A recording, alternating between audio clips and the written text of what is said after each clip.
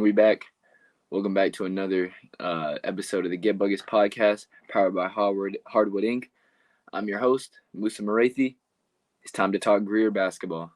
This is actually being recorded before the Burns game, or Greer versus Burns game, which is being held on December 9th on the Friday. But I just had to come on here because they are the last undefeated team in Greenville County with a 6-0 record right now. I just had to come on here and give my 2 cents of their season right now and how I feel it's going. First and foremost, I have not watched this team yet, so that does kind of hinder my ability to talk about them as deep as I want to because I have not been able to watch them play. I would have loved to go to the game tonight, but I'm unable to. But no, that's neither here nor there. Like let's just talk about it, man. I mean, 6-0. Like what's going on? They've been killing a few teams. I can't lie. They've played Woodruff twice, I believe. They've played Blue Ridge, Union County, Newberry. They've had a fair share of games. I would say that their toughest opponent was Union County. They were solid last year in 3A, maybe one. I'm not exactly sure what. I think they're 3A, but yeah, they've been blowing these teams out. Basically, they've been blowing a good amount of the teams out, and I feel like this has to do with the teams that they're playing. I don't feel are super great. Like I feel like they're solid, but remember, Greer is a 4A school, so they're gonna have athletes, and all the teams that they have played so far are all below 4A, I believe. Like they're all 3As, 2As, just smaller schools. So that obviously gives them the advantage most of these games. But like I've said, nonetheless, that's still 6-0. They still got to go out there and win each game, and they have done that. So what am I seeing from this? Remember, in my breakout players list, I had Amari Anderson. Sorry, I keep missing his name. Amari Anderson on the list. He's a sophomore at Greer, and I do follow the GHS hoops on Instagram, so I be looking through. I be seeing their stuff. He's been having a solid season, coming out, scoring a good amount. I don't believe they have their stats on Max Prep, so I'm unable to find them there. So I've been having to scroll through the Instagram a good amount, but he's been having himself a season. Him and Braden Dura, and I mean Braden, I've played him since middle school. I used to play against him back in the day a good amount. I feel like he might have had struggled a little bit in the previous years. That might have been because of his weight. He's not a super, broad-shouldered guy. He's more of a skinnier, taller, block shot type of player. He's not going to just bully his way around.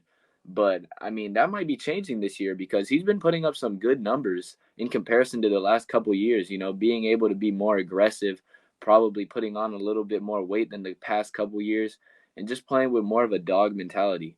Of course, they have their other guys such as Braden Lights and Traylon, and that's they also have a few other guys I cannot mention right now, but they've been solid all the way around. And one of the games that really caught my attention is the Blue Ridge game, where I heard they held them just to 6 points in the first half.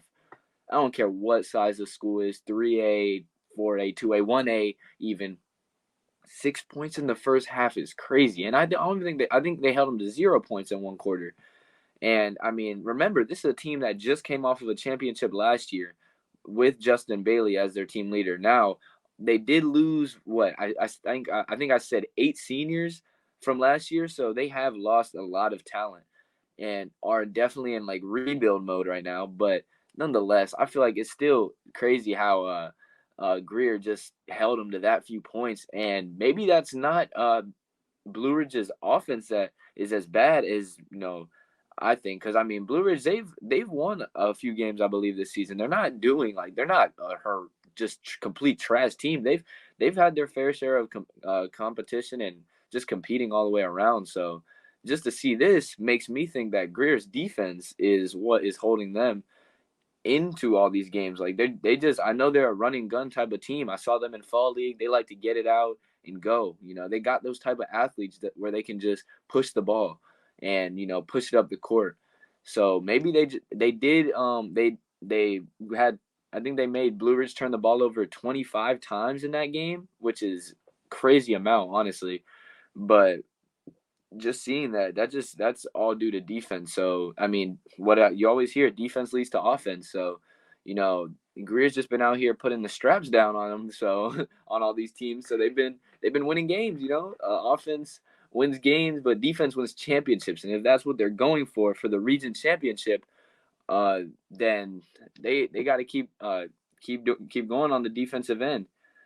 Um, but talking about this game tonight, I am excited to see how they do against a 5A opponent such as Burns, who I believe is one of the strongest teams in the 5A um 5A division up in Spartanburg County. I put him as a 8. Remember, I did put him as an A tier because they have guys like Kobe Staggs, Kazan McDowell, and just other people that are dogs. Once again, Evan Enos, so they're a solid team.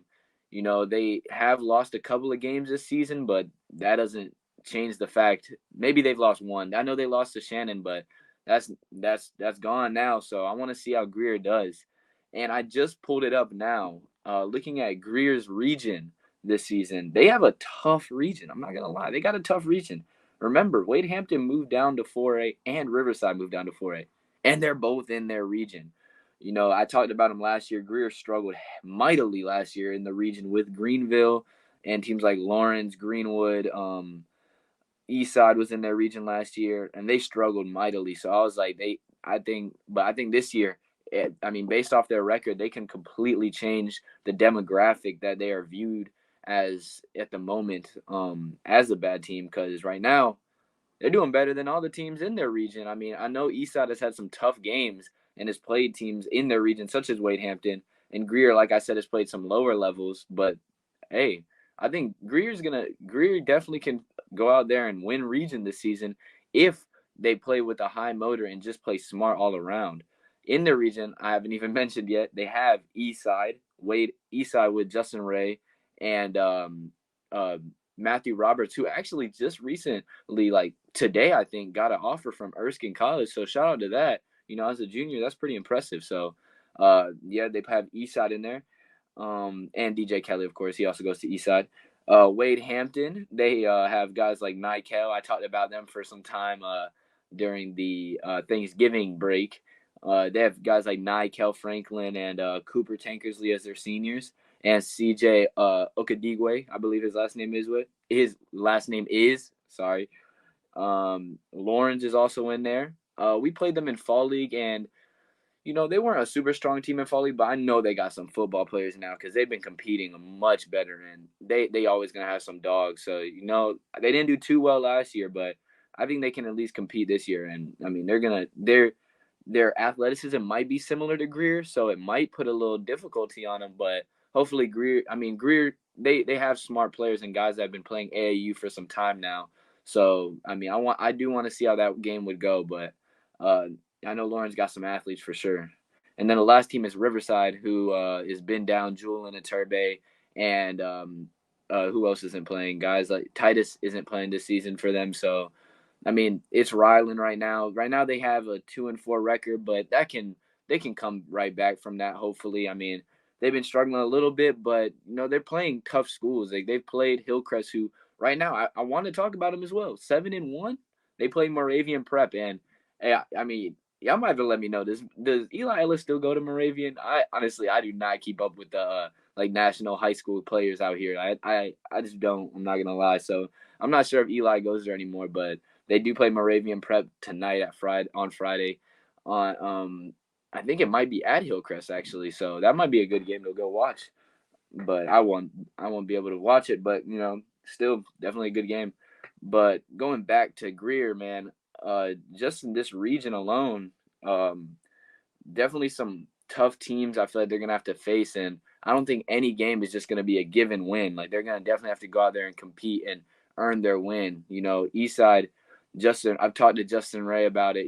He's determined to win region this season, especially after getting second last year to Greenville. And one of the games, Prometheus Franklin hit a game-winning 3 from like half court. So, I mean, Greer is definitely gonna have to go out there and compete. But if they do have the mentality to go out, which I think they do, they can definitely go and compete and continue on the trajectory that they are going right now, and just continue to win. And winning, that builds a culture for sure.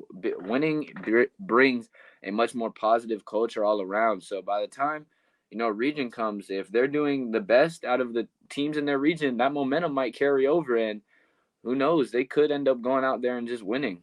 But I, without that being said, I want to see how this game goes tonight against Burns, to see if they can compete against the bigger schools, or maybe I'm talking too soon. We are only 6 games into their season, and I don't want to be the one to call them super tough before they have their first like real tough battle. But I just had to come on here since they are the last um, undefeated team, and we are 6 games in. And I mean, as far as I know, 6 games must be a good amount because no one else is undefeated at the moment. So just had to come on here and talk about that.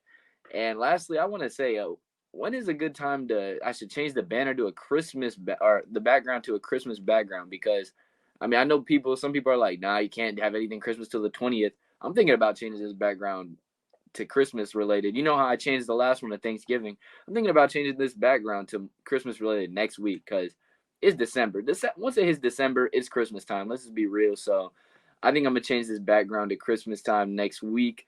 And you won't be seeing this white or red or black background for much longer. I know it's been kind of bland, and these holidays really be keeping me up. So uh, without further ado, this will end the talk about Greer High School and how their season is going. Good luck to all their players for the rest of their season. Amari, Braden, all y'all. Just good luck to you guys, Trey, and everyone. So without further ado, that'll be all, and see you on the next one. Peace.